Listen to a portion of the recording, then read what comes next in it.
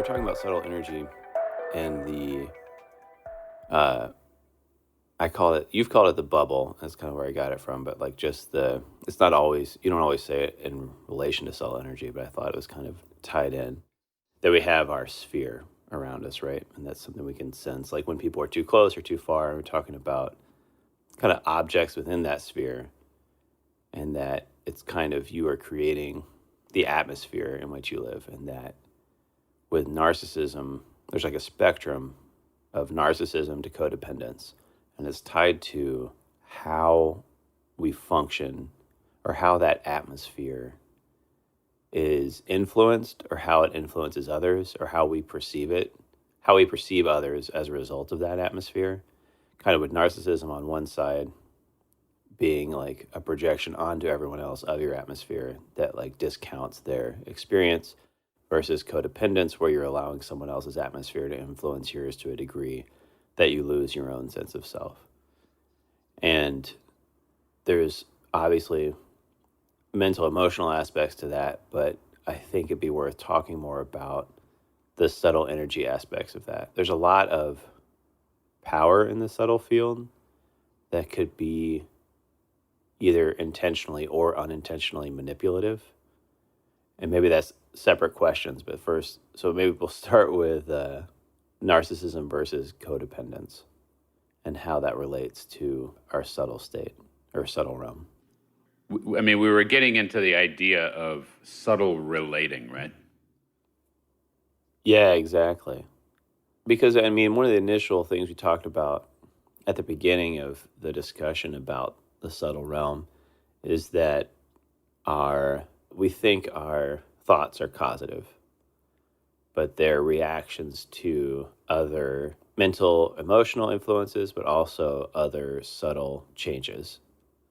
Even before I grab your arm, there's a change in the subtle realm before there's any gross physical. Because it could be that, like, on the subtle realm, you feel that I'm about to do that before I do it. Not to get too far out there, but like that there is an energetic change when someone's going to do that long before they physically do something. Yeah, and that definitely ties back to the breeze analogy. As Right. far as is the tree moving itself or is the breeze moving it? So this shift from looking at the body mechanically and not just with regard to static structure, static posture, but movement, and the idea that the tension or elasticity of the fascial tissue is really primarily a result of how the subtle energy is either being allowed to move or not allowed to move. Not allowed to move means less elasticity, more contraction, more fibrils in the tissue as far as on a gross level, less energy flow through that tissue, less conductivity, therefore a slower or a impeded flow. And then the idea that, okay, that either increase in flow or decrease in flow is a flow of subtle energy, and that it's the mind, this interrelationship between the mind and subtle energy. In physics, obviously, even at the atomic level, you know, we thought we had it figured out, and then quantum physics just kind of destroyed all the stuff that we thought was certain. And so even at that level, it all becomes this really confusing, complicated deal.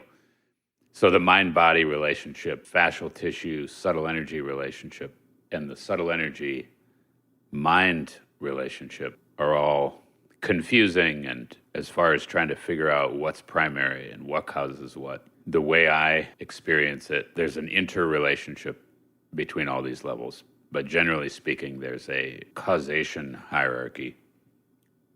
And I run into it in my work with clients where it's like, okay, is there a belief, for example, cognitive therapy comes at it from this belief level as far as what kind of beliefs does the client have that are not conducive to what the client's trying to make happen.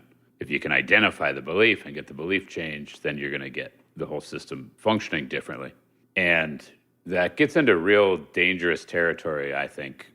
This whole thing where we're so ego mind, cognitive mind dominant these days, and we've done away with body-oriented knowledge. We've done away with imaginal-oriented knowledge. We've done away with all these structures, and we've landed ourselves in this postmodern existential anxiety state that is this massive epidemic, especially in the millennial and younger generations. I think it's real obvious to me energetically when I look at it, and it matches, all these other parameters you can measure it by. But I can see very clearly that when you orient to that cognitive apparatus in the mind and have that not only be self, but have that be the reference point for truth, you've got trouble. So those words I use, orient, anchor, and identify, generally speaking, there's this tendency these days to orient, anchor, and identify all from that cognitive apparatus in the mind. There's nothing safe to anchor in for people. There's no religion, there's no, state, there's no family, there's no truth that can be securely anchored in. So a person ends up anchoring in their own mind and identifying there. And it's just this recipe for all kinds of trouble, and of course, including anxiety and depression. What goes along with that is this idea that we choose our own reality and that it's all about what we believe. And if we just exercise positive thinking, and if we just program our cognitive mind, if we program it a certain way, then we'll just live that way, and that's the way to go, because we live in this world where happiness is the goal, which I disagree with. And the way to happiness is to choose your own reality and to program the crap out of your mind to where you block out anything but happy thoughts. And the whole thing is just this cult of the cognitive mind. When I'm working with a client and there's a physical pattern and there's an energetic pattern, and then, we come upon, okay, what's going on in their mind in relation to this pattern? It becomes obvious that the mind needs to change. The tissue needs to change, the subtle energy flow needs to change, and their mind needs to change. But you come up against, well, what's primary? What's the deeper issue? It gets tricky because the subtle energetic situation causes the mind to perceive in a certain way. We tend to think of ourselves as our ego-aware experience, meaning what we register in our cognitive mind mentally. We think of it as, well, we receive all this input from our physical senses, and then we process it, and then we have an experience that is according to that physical sensation data. We don't talk about or think about it in terms of receiving subtle energetic data, subtle energetic information, right? How does that work? How does that get processed? And to me, it's real obvious that it's very similar to the gross level data. There's, for example, chakras or energy centers that are sensory organs, just like the eyeballs and the ears, and they pick up information, vibrational information, and deliver it to the mind. You hear it talked about that way. The word mind will get used for subtle, where brain will get used for gross. So the nervous system will deliver sensory data to the brain. Chakras will deliver information to the mind. The mind processes via that subtle energetic situation. And so in the same way that your mind can initiate an experience in body, or the environment can initiate an experience in your body, it's the same with the subtle level. Your mind can affect your subtle energetic field, but your environment is also affecting your subtle energetic field. If you say there's the mind, and then there's your field, and then there's other or world, the mediary between quote unquote you and world is this sensory apparatus. In the same way that if you're going to touch something and feel it, the thing between you, meaning that cognitive apparatus that's going to register it, and the thing you're going to feel with kinesthetically is your physical body, right?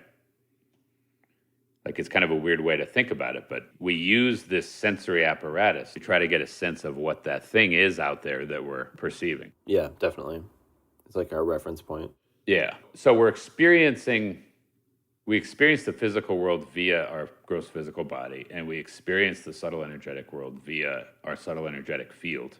A huge issue, if you will, with that is that one's field is variable. And so what's going on in their field is going to massively affect how they experience world or how they experience other. We all just operate as though our sensory apparatus sees truth. It's like we all think we have clear lenses on. Everyone has massively filtered and layered and distorted lenses, both the physical body and the subtle energetic body. There's no such thing as being clear, you know? It doesn't operate that way. So sense of self, sense of other, sense of world becomes this highly subjective experience. That's the nature of it, and we'll get into it more when we get to consciousness work. But the idea of objective awareness and or conscious awareness, which are two different things, but with both of those, the idea is that we also have the ability to use some kind of sensory apparatus that isn't the mind, where we do have the ability for objective knowledge. But it's certainly not via the cognitive mind. So bring that one back around for me, Jeff. I have a lot of notes. What was the question? The question was about narcissism versus codependence. I was giving you an example of a narcissistic Oh, that's funny. cognitive That's funny. cognitive rant. Yeah, no, it's good. I think there's a lot of good things there, and we'll just go back to them, and maybe we'll never get back to narcissism versus codependence, but I think that's okay. I think one phrase you used in a previous talk about, I can't remember if it was in fascial tissue but you just talked about the potential of the mind to allow energy to flow, and like that was the healing potential of the mind when it came to fascial tissue.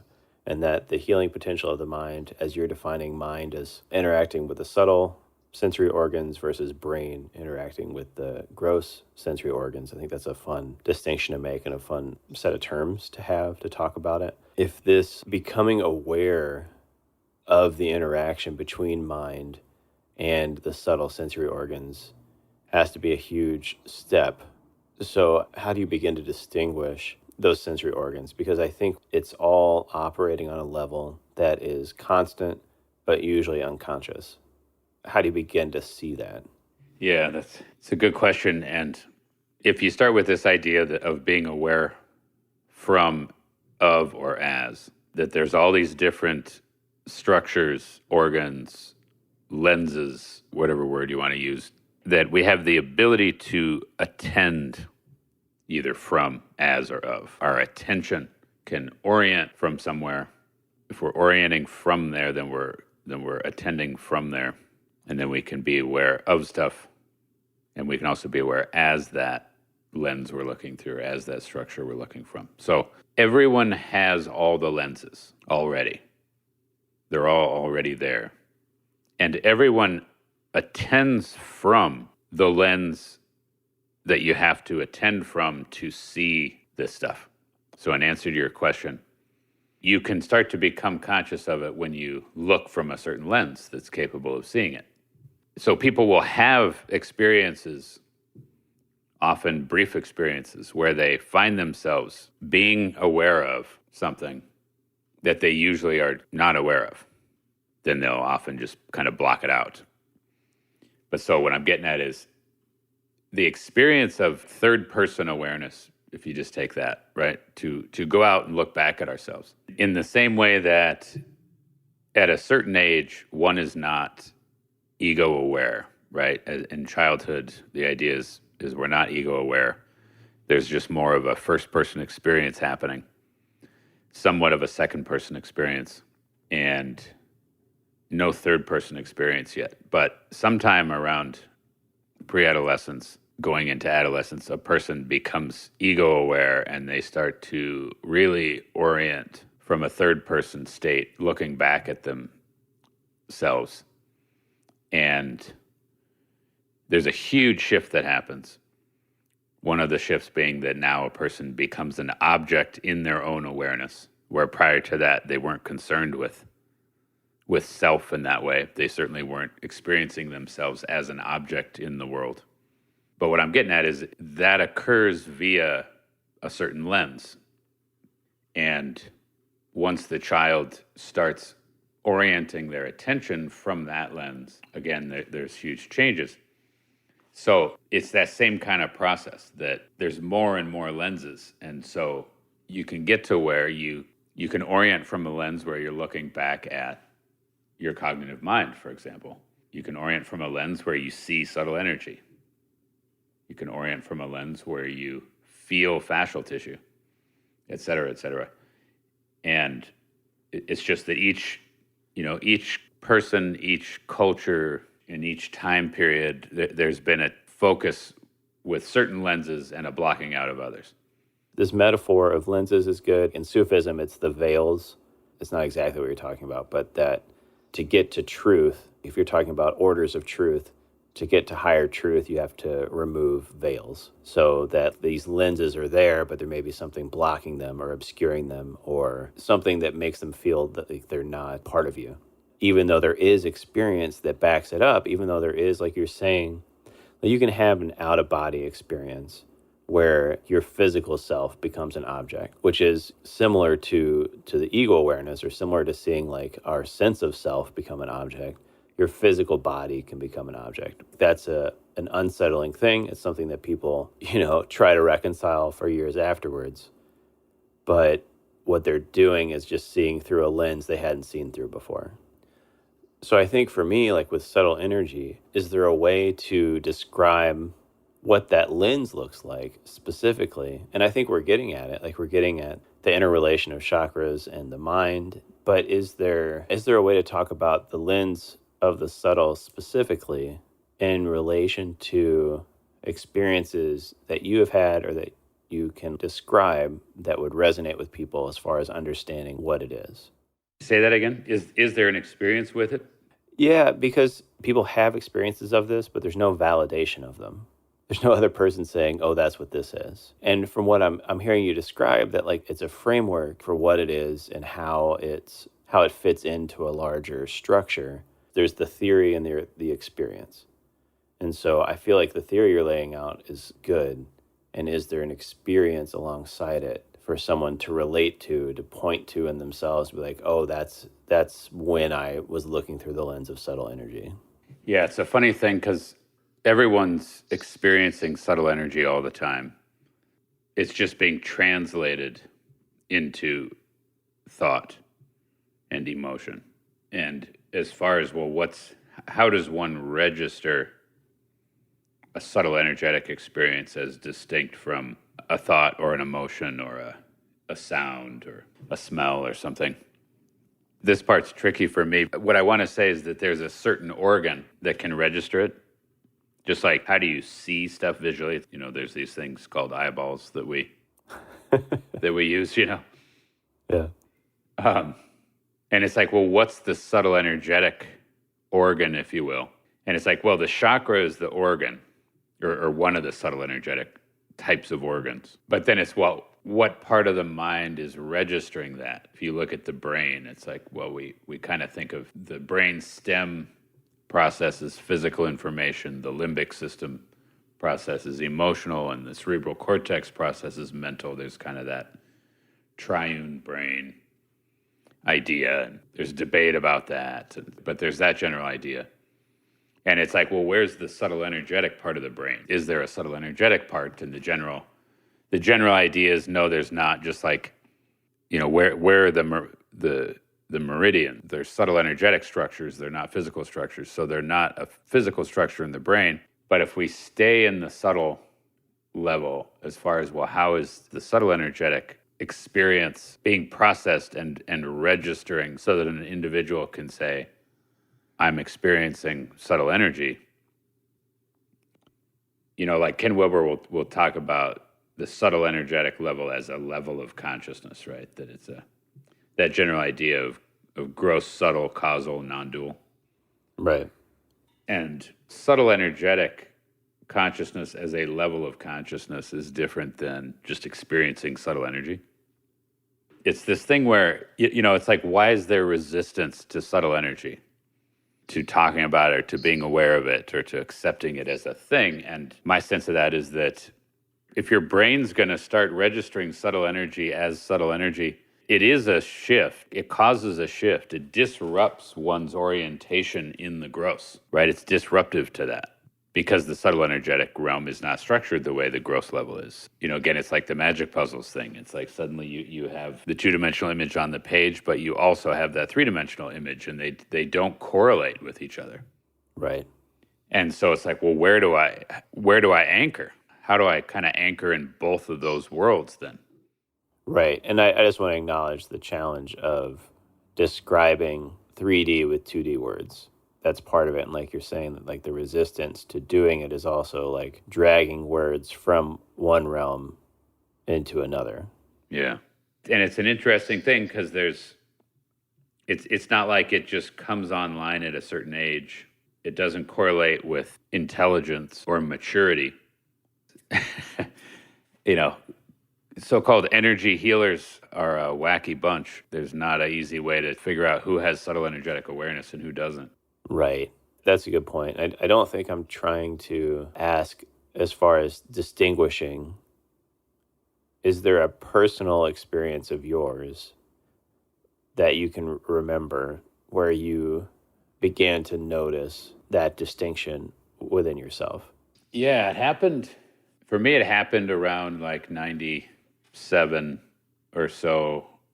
I was impressed enough with energy work that I was observing others do and was starting to feel like I was starting to sense some of it. And I took a chakra class.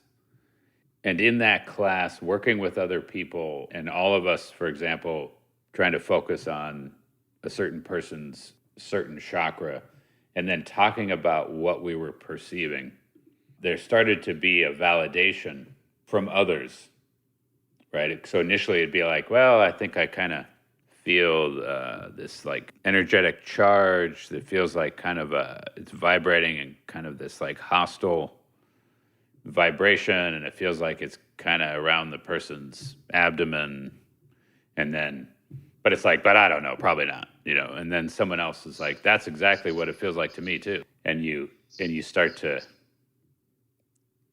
go, oh, really? Like, well, maybe there is something there. And so there's this process of the mind starts to register and allow a validity to certain kinds of sensory information. And so then you kind of go from there, and there's like a honing process, or yeah, and there's a few different things in play. That thing where, like, if for some reason your attention is brought to green Volkswagen bugs, you start seeing green Volkswagen bugs like everywhere you go, and like you had no idea there were that many green Volkswagen bugs driving around because you never registered it, but suddenly they're like on your radar, and now you're seeing them everywhere. And there's just kind of that weird thing that there's so much sensory information at all times, and we block out we don't consciously register the vast majority of it. And so certainly subtle energetic information, we don't register it as such, right? We're influenced by it, but we tend to, again, interpret it and register it as thought primarily. And that type of sensing, when you do start to play with sensing in that way, it starts to come online for you, and you start to pick it up. And then there's this developmental process where you get better and better at it, in the same way that someone can start hearing music in different ways. If you start to study music and you start knowing what note you're hearing, for example, or you can hear what chord progression is happening in a song. And prior to that, it was all just sort of a feeling state you got while you listened to it. The subtle energetic field is kind of like that. It's like you can hear music and just have the general mood of it and either like the song or not, but you can also get super detailed about what exactly is going on in that song. What key is it in? I don't know music enough to tell you what key some piece of music is in, but people that are into music can. And it's like, well, how do you know that? You can hear it, and then you have an ability to sense what frequency range that sound is in. That sound vibration is vibrating at a frequency range that would be the key of C. That's still a mystery to me, but I can listen, so to speak, to a person's field and say, well, that I'm feeling subtle energetic vibrations that are of the chakra 1. It's that kind of awareness. I think that's a great metaphor. I hadn't heard that before. I like that. And that was a good story too, as far as the class and the group training because I just think that's more relatable than not more relatable. It adds to the distinction that you're making. That this is an organ of perception, similar to other organs of perception that you have and are more familiar with. Yeah. So I think with that, going back to you're talking about being aware from, of, and as. If you're going to just look at subtle energy, is this a reasonable thing to do? To be like, what does it look like to be aware from, of, and as subtle energy? The subtle energetic field is both a sensory organ and a body. It's not in the same way that on the gross level, your physical body, right? To just take your hand. Your hand is the sensory organ. It receives sensory data kinesthetically. It's also this motor organ where you can do stuff with it. You can move it. You can manipulate your environment with it. It's also this object in your awareness that you experience as a part of you. You can touch another person's hand and you can pay attention to what does your hand feel like touching their hand. You can pay attention to what does their hand seem to feel like, et cetera, right? So there's all these different orientations you can have. If you're just being aware from, you're not really thinking about the organ itself. You're just paying attention to whatever it is you're feeling. So if we just stay with the hand, if you're feeling the texture of something with your hand, and all your attention is on what is that texture like? What are the qualities of that texture? You're being aware from your hand as you do that, for example. And then, of course, you could say that you're also being aware in your mind, et cetera. But if we just say you're being aware from that organ that is your hand, but then you can also shift your attention and say, well, what's going on with my hand? Right? You can be aware of the fact that, I'm using my hand to feel this. So now you're aware of that sensory organ instead of just from it. We have a tendency to be aware as the sensory organ. For example, if you hurt your hand, if your finger gets hit by a hammer or something, for a certain amount of time, you are a hand or you are a finger, that finger that just got hit with the hammer. It's like all your attention becomes oriented to that finger. And so to use the computer analogy, it's like that window maximizes on your screen and it is what you are and you experience it like it is self. Again, if attention is the base word and we can attend at any given moment, it's an exercise that you can do. Where am I attending from right now? Am I looking at something and attending to my visual experience right now?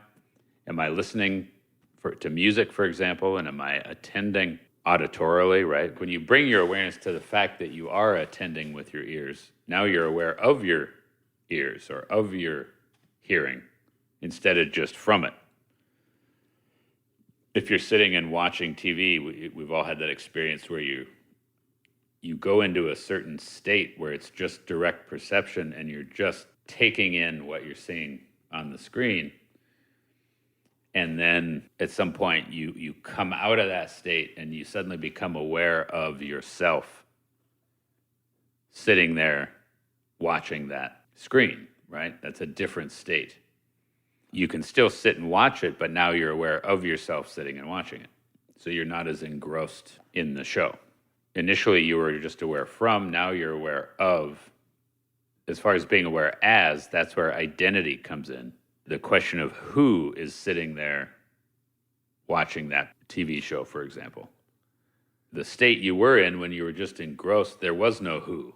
The experience of the who was probably some character in the show. You're sitting there watching the show, engrossed in the show. You've lost awareness of not only your actual self, not only are you not aware of the fact that you are sitting there watching a show, but you are in the show and you're probably aware as, let's say, the main character.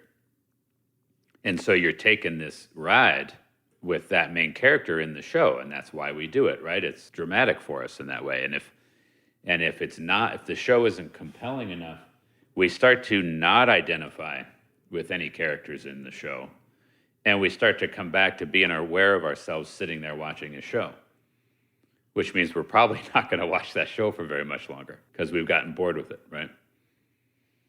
So aware of, from, and as. The as is the who. That's the identity. We can be aware as anything. We can be aware as some character on a TV program. We can be aware as a physical object. The idea of a transitional object in object relations theory. For example, a teddy bear for a child. The teddy bear becomes self for the child. And so the child is being aware as the teddy bear. They're aware of the teddy bear, but they're also being aware as the teddy bear. They're not being aware as their own physical self. They're being aware of the teddy bear as self. It's a really powerful thing. Moment to moment, we're aware of, from, and as various things. And we have patterns around that. For example, your loved ones, especially a spouse or especially a child or a parent, we're aware as them often. We're in a state where we're aware as them, which is what object relating is. And we're experiencing selfhood via that thing. And of course, it's not accurate, right? It's not true. The teddy bear is not self. The spouse is not self. But it comes back to this strange human experience where when we try to come back to, well, what's actual self? Until you go through an awakening experience, you don't know what self is. When you trace it back to where it seems like actual self should be, you run into darkness and or nothingness are the two primary things you run into on the way back towards trying to find actual self. So becoming aware of this process, doing meditative exercises where you can start to notice, where am I attending from? Where am I anchoring? What am I being aware of? What am I being aware as? What's my identity? And you can notice that it fluctuates. You can fluctuate it. And that's a big part of the work I do, is noticing what is this person's pattern? Where do they default to as far as orienting? Do they live in a third chakra state most often and orient their attention from their third chakra? Where do they anchor? Do they anchor in their work? Do they anchor in their physical appearance? Do they anchor in their bank account? Do they anchor in their family? What is identity for them? Is their identity their physical image? Is their identity their emotions? Is their identity their belief system? Huge implications, obviously, as far as how one experiences life. If you want to learn more about the Dimension Approach, please visit dimensionapproach.com.